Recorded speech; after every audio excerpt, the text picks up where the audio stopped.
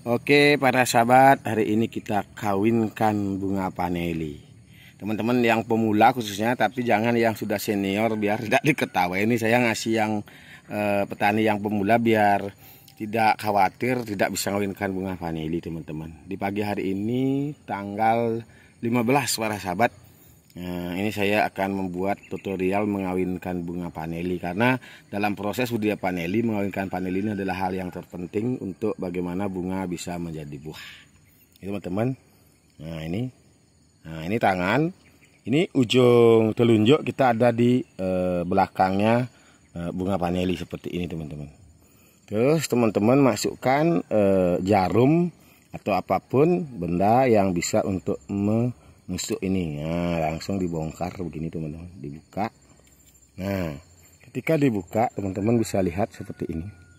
Ini teman-teman. Nah, nih ada, biar gampang dipahami, ini ada kayak leher, kayak lidah ini yang menjulur keluar. Ini kita tarik ke atas teman-teman.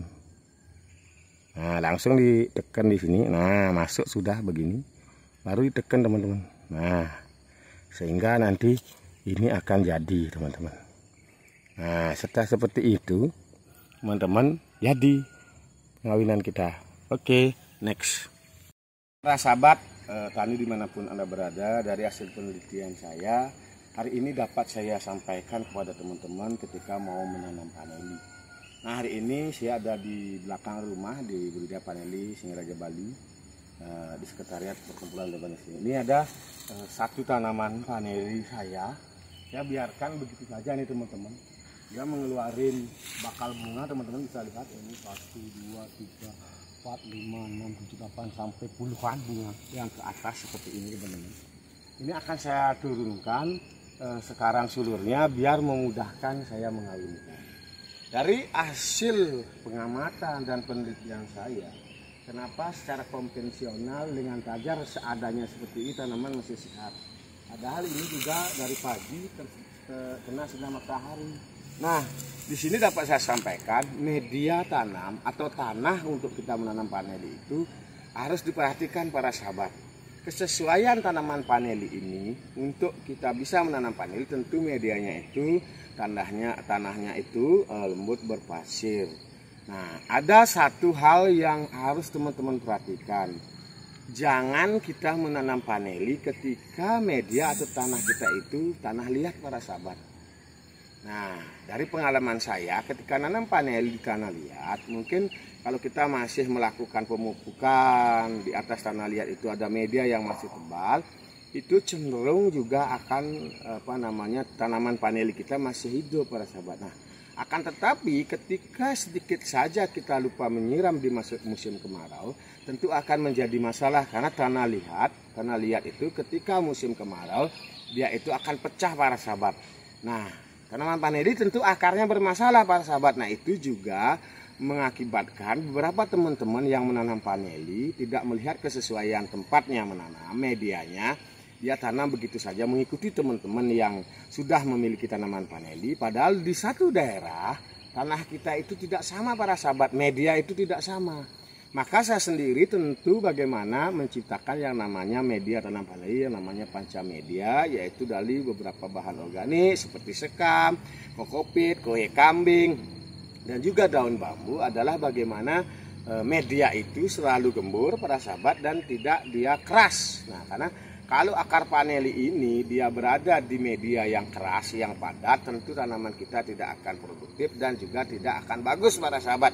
Nah, itu yang bisa saya sampaikan teman-teman. Kalau toh misalnya teman-teman tanahnya di lokasi untuk menanam paneli itu adalah tanah liat, teman-teman harus siapkan media baru. Itu solusinya teman-teman. Maka tanaman paneli bisa kita tanam dimanapun, dan tidak terkecuali di MDPL rendah 10 MDPL pun kita bisa menanam paneli. Nah, itu sharing santai pada pagi hari ini. Saya Wayan Deswi terus akan berbagi para sahabat tentang apa yang saya amati dan apa yang saya teliti. Nah, karena apa? Saya ingin belajar berbagi dari apa yang saya ketahui. Tentu teman-teman yang akan lebih mempintar dan menyempurnakan atas apa yang menjadi pengalaman saya para sahabat sebagai petani. Biar saya tidak diklaim bahwa saya adalah orang yang super tentang budidaya padi. Tapi saya tidak senang dibilang super, tapi bagaimana teman-teman, bagaimana terus praktek lakukan atas apa yang saya temukan. Ketika itu ada berhasil, dikasih kesaksian, kirimkan ke saya. Itulah kebahagiaan saya para sahabat.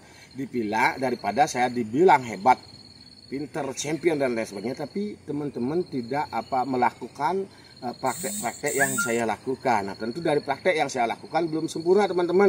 Mari kita belajar bersama, karena pertanian ini kita terus harus berjalan seiring waktu para sahabat, karena iklim mulai berubah. Kalau dulu ada musim kemarau, ada musim penghujan. Nah, sekarang antara musim penghujan dan musim kemarau itu udah kita tidak bisa prediksi teman-teman. Kadang di musim penghujan ada kemarau, di musim kemarau tidak tahunya turun hujan. Maka disinilah kecerdasan kita sebagai petani untuk terus belajar dan mengamati apa yang harus kita lakukan sehingga tanaman kita bisa lebih baik. Nah, tentu di sini kita harus belajar dari hulu sampai hilir para sahabat, dari cara budidaya, merawat, membuat grid paneli yang super, sehingga kita juga belajar pasarkan para sahabat. Karena untuk mencari suatu proses atau mencari suatu kesuksesan tentu harus banyak proses yang harus kita lewati.